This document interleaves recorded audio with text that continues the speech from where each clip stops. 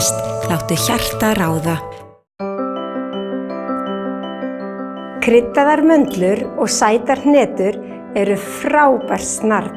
Þær gera líka hvaða salat sem betra og eru flott skraut og ná súpur og grænmetisrétti. Þegar við búum til kasjúhneturnar, þá hrærum við saman hlynsírópi, kæjanpipar og sjávarsalti, veltum kasjúhnetunum upp úr þessu og setjum á ofplötu. Þegar við búum til möndlurnar, hrærum við saman tamarísósu, laukdufti og sjávarsalti, veltum möndlunum upp úr og setjum á ofplötu. Bæði þetta bakað við 200 gráður í 4 til 6 mínútur. Prófiði líka að blanda saman möndlunum og kasjúhnetunum. Finnst ykkur ekki gaman að sjá hvað það einfalt að búa til sitt eigið snarl?